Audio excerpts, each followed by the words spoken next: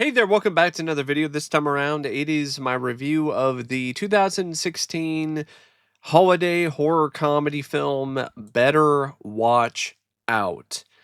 Now, Better Watch Out is a film that when it came out, it got a pretty decent amount of buzz, got a lot of critical acclaim, and to this day, a lot of people consider it to be a new holiday horror classic. And because of that, I was looking forward to checking this out, and this really didn't work for me. I know there's a lot of people who really like this movie, and there are certain things and certain parts of it that I do appreciate and I don't mind. But as a whole, I thought this was disappointing. Now, before I get around to sharing more of my thoughts on the film, though, I would like to give a special shout out to Andrew for requesting this review. And if there's another film, TV show, or topic that you would like to see me discuss in the future, feel free to donate to either my PayPal or to my Patreon. Link to both is in the video description down below, and I will try to get to your request as soon as I possibly can. Now, Better Watch Out is directed by Chris Peckover.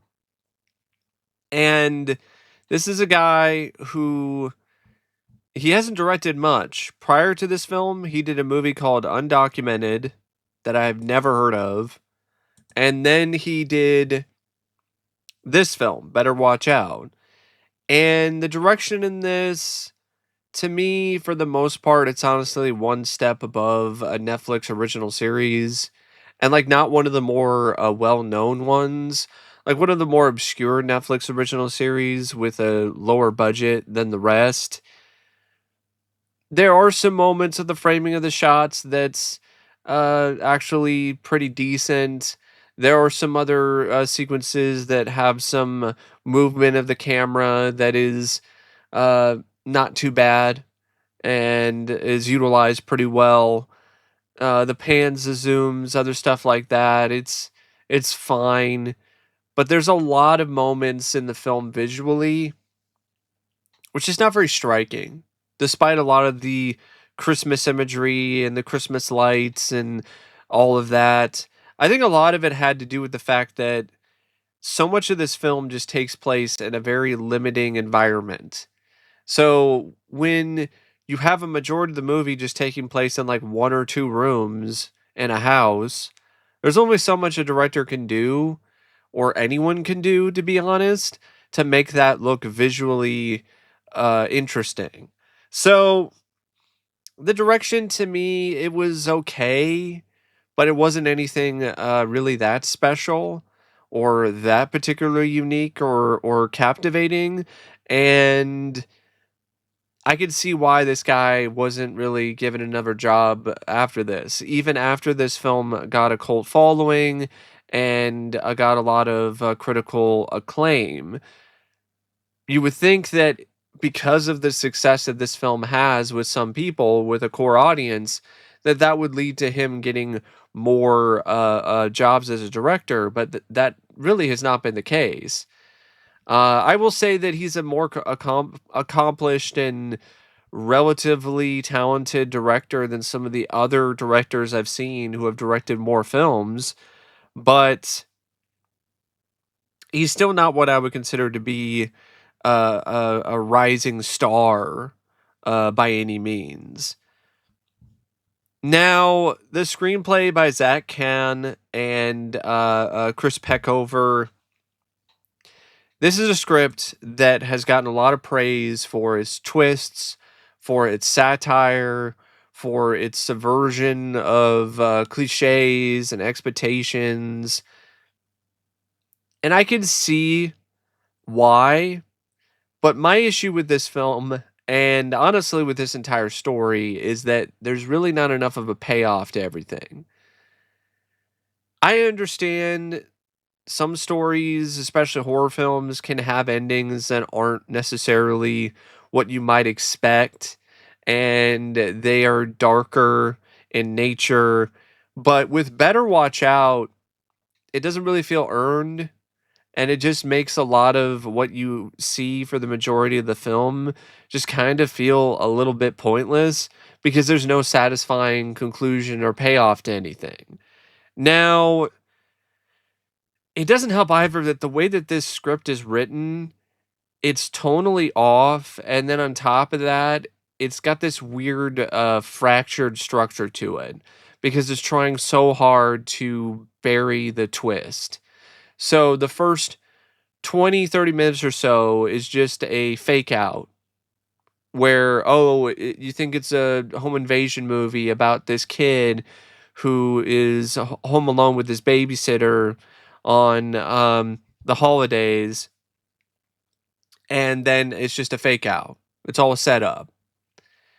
But to me, I was like, okay, it's a setup, but with how quickly and how easily this kid Luke is able to come up with a plan B, it makes me honestly question uh, the script. It makes me think, like, really?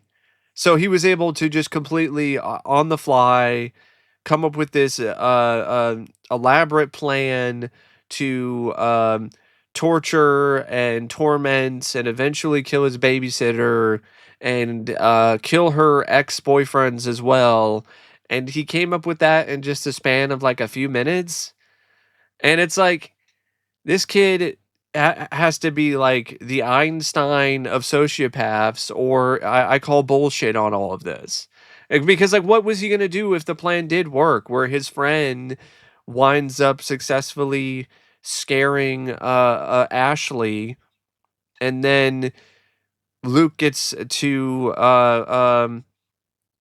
bang her later? Because that's what he's trying to do. This whole film is predicated around him trying to get laid by his babysitter. And then when that doesn't happen, then he goes to plan B and retaliates and decides to get revenge on her. And the way that he does it is so overly complicated that it's like, was that the plan all along? But the screenplay never really establishes that that was the case. It was just something he just decided to do on a whim. So there's a lot of effort from the screenwriters in terms of trying to hide the twist. And when the twist does pop up, and now you have little Patrick Bateman who's tying up Ashley and torturing her and playing these twisted games of truth or dare and setting up all these elaborate traps and plans and ways to frame the ex boyfriend for the murder of the other ex and the murder of Ashley, and for him to be able to get away with it in the end. So there's a lot of effort put into those aspects of the script, and I will give the writers credit for that. I think there is some good writing when it comes to the twists and the plan that Luke has and how he implements it.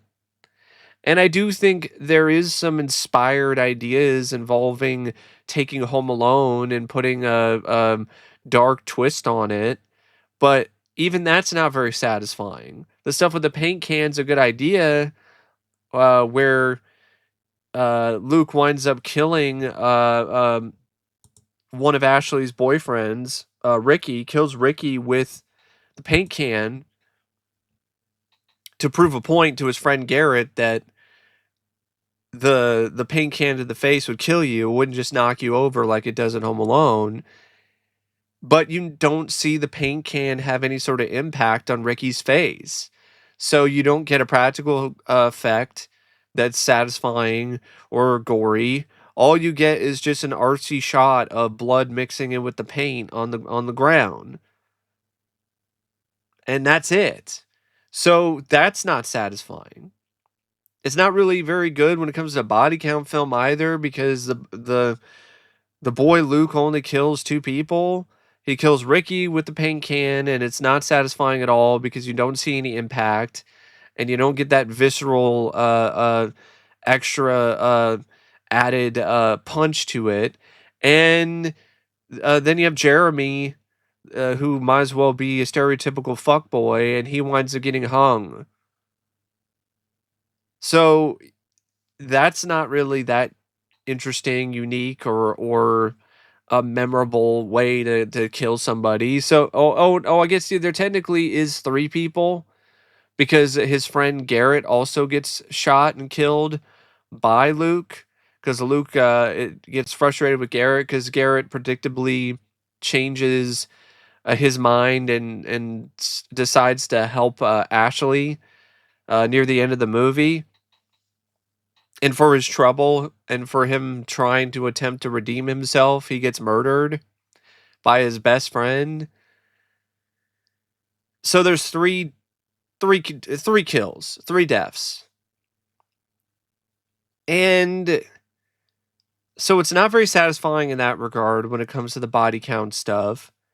And once you get to the whole twist aspect, and it's now Funny Games Junior with the 12-year-old Luke acting like he's this sociopathic little shit and tying up Ashley and torturing her and messing with her, and it honestly becomes boring because it suffers from the same problem that Funny Games did for me, where most of the focus is on this unbelievably unlikable antagonist, and the antagonist doesn't get a satisfying comeuppance in the end. So what happens with the film, it just really makes it feel like the time that you spent with this sociopathic little shit was a waste because he never really gets any sort of on-screen comeuppance in a significant fashion. There are some moments where he'll get like kicked in the balls, or Ricky will try to, throw him around.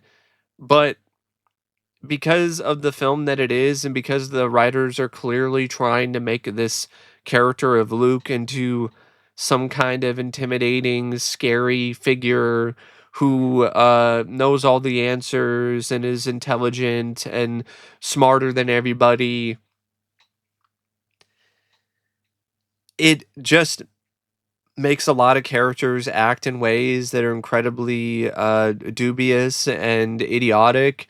Like, why the hell wouldn't Ricky have finished the job? He was throwing Luke around like a rag doll, and he knocked him to the ground, but he didn't like continue to pound on him. Like, if this kid is trying to hit me with a baseball bat, he's clearly trying to actually cause me some serious harm. And I know that there's something going on with my girlfriend too, because this kid is going around with a baseball bat trying to knock me out. So I'm going to beat the fucking shit out of this kid. I'm going to make sure this kid is unconscious. And I know that there was the friend who showed up with the shotgun, but he could have knocked this little kid, this little shit out prior to Garrett showing up with a shotgun later. But no, he didn't, because he has to stall like an idiot so that he can get knocked out and he can get tied up and be right next to his girlfriend so he can set up everything and set up the paint can death and so on and so forth. So it's one of those films that it spent so much time and effort on the twists and the subversions and not as much on character depth, because I didn't really care about a lot of the characters. Like, Ashley was kind of there, but I still didn't know a ton about her. I knew that she was moving away and she was dealing with a lot of conflicted emotions because of that. And she seemed like she was a decent character, a decent person, but then there was other stuff where, yeah, she does seem to have a really bad uh idea, or a bad semblance, or a bad way of choosing men, because all these men suck and are just shitty boyfriends. And so the kid kind of has a point. It's like, why do you keep choosing these guys when they don't really like you? They don't really care about you. They are pretty shitty boyfriends, and they don't really love you in the way that other people might, in a more significant way, that's more honest and heartfelt and not a bunch of bullshit. And she's like, oh, but he has such a sweet side. It's like, yeah, but how often does he show that sweet side? Is it enough to be with him? Or is it just more of a physical attraction thing where, oh, I like him because he's hot? So the kid kind of has a point, even though he's a sociopathic little shit when it comes to her character. Also, a good chunk of the stuff with her early on is just her being a conduit for cheap jump scares. So that doesn't help her character either. And there are moments later on in the film where she could have done more to take this kid out too. Like there's a whole bit where, yeah, I know she's tied up with the Christmas lights, and the kid is got his head on her shoulder, but like your head is right next to his head. He's like 12 years old. Headbutt his ass.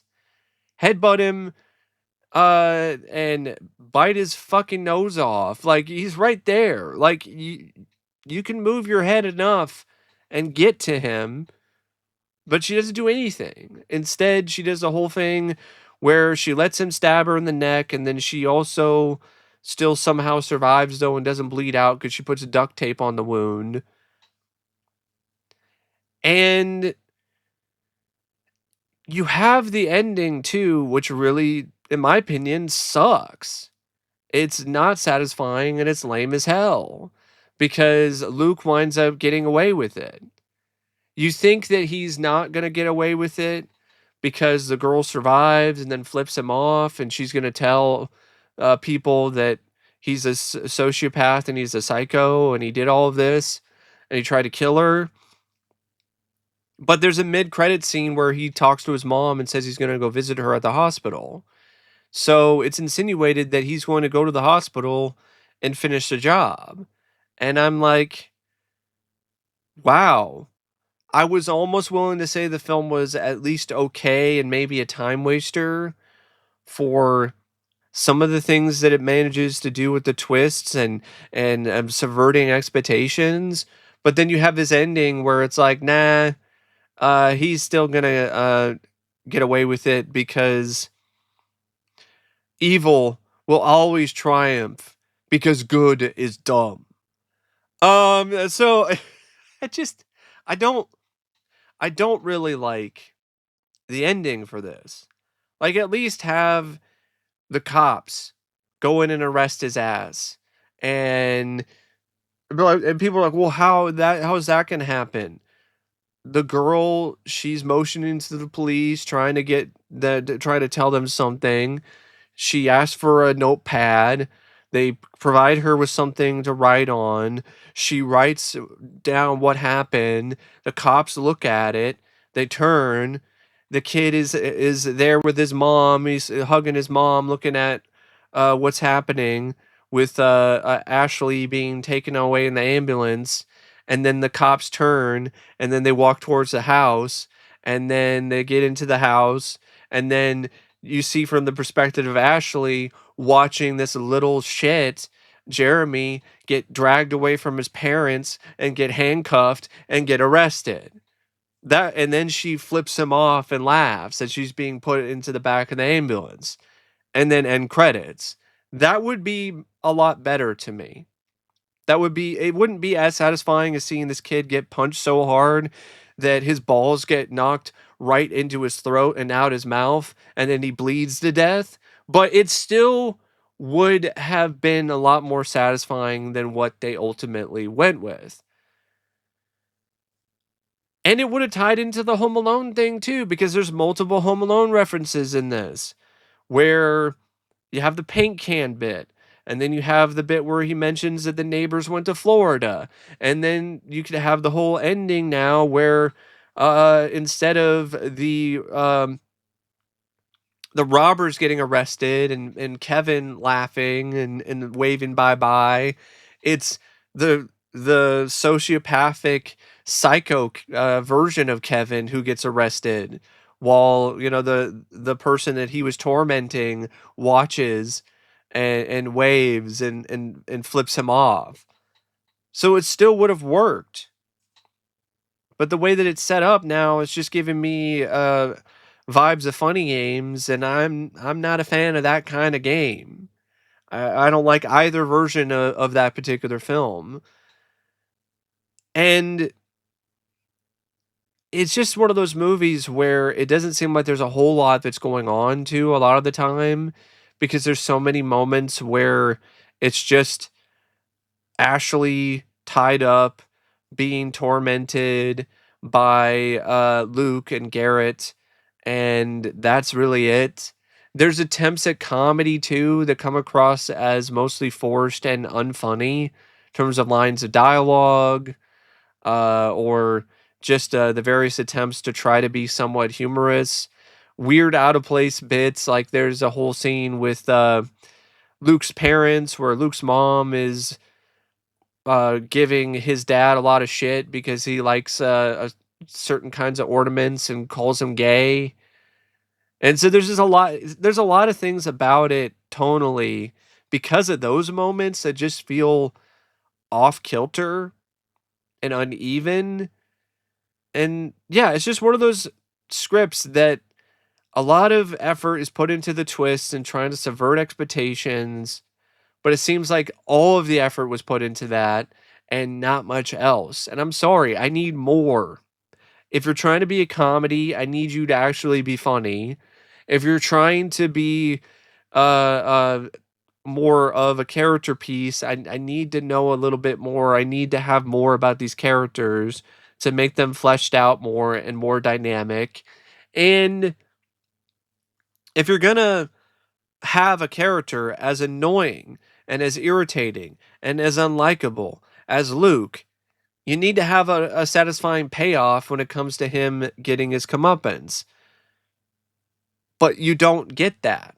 So it feels like all the time that's spent by building this character and making him into such an unlikable, evil little shit, and then for him to never get his comeuppance in the end, it just feels like the movie gives you a massive case of Christmas themed blue balls.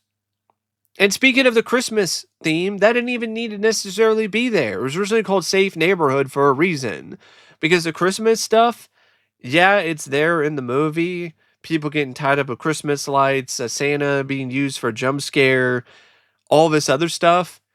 But you could have made this any other holiday and it would not have made any difference. You could have made this take place during any time of the year, and it would not have really had that much of an impact when it comes to the overall theming. So the only thing that's Christmas about this is like some decorations, and that's really about it, and like some Christmas music. It seems like it's only a Christmas movie because they're trying to subvert Home Alone, and that's the whole point of the movie. And even with that, you've seen that done in other videos online with the dark horror versions of Home Alone, the horror film trailer edits, and so on and so forth. And you've already seen Kevin McAllister play a sociopath in The Good Son, which is a much better movie than this is. So the script, to me, a lot of effort put into the twists, not as much effort put into anything else. And as a result, it makes the film pretty unsatisfying. The performances by the cast, they're all right. Olivia DeJonge is Ashley. When she's trying to act scared, it's not really that authentic or that good of a performance. But when she's being more strong and um, showing her tenacity, I think she's definitely in a better spot.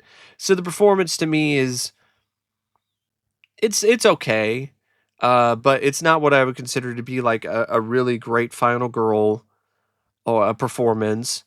Levi Miller, who plays Luke Lerner, I thought his performance was also pretty decent. There were some moments where I kind of laughed a little bit when I was supposed to be more intimidated by him, But he did a good job playing a good heel. I hated this little shit, but that doesn't mean that I feel that it's a genuinely standout and amazing performance by him. Because in a lot of ways, the only reason why I hated this little shit is because of the actions of this kid, not necessarily because of the acting. But the acting was a part of it. But a lot of it is just the actions, the way that he acted, and the fact that he got away with it in the end. Ed Oxenbould, he was better in this than he was in The Visit as Garrett, Luke's best friend. And then you have like Aleks Mikic, who plays Ricky, and Dacre Montgomery, who plays Jeremy. And the two of them were not really that great. You have Patrick Warburton and Virginia Madsen, who play Robert and Deandra, Luke's parents. They're in it for like maybe 2 minutes, and they didn't leave that much of an impression on me, to be honest. I will say Virginia Madsen played a great bitchy mom. Okay, good for her. But Patrick Warburton is completely wasted. Like, he's just in it for like 2 minutes and doesn't really do anything that funny. And that's it. And the cinematography by Carl Robertson, at points, it looks like a really cheap movie. It looks cheaper than $3 million. And there's other moments of the cinematography where it doesn't really shine that much. But there's a few scenes, there's a few bright spots, though, cinematography wise, that I'll definitely give Carl some credit for. But at best, it's just adequate on that front. The editing by Julie and DeRuvo is just more of the same, just kind of there. The music by Brian Caccia, completely forgettable.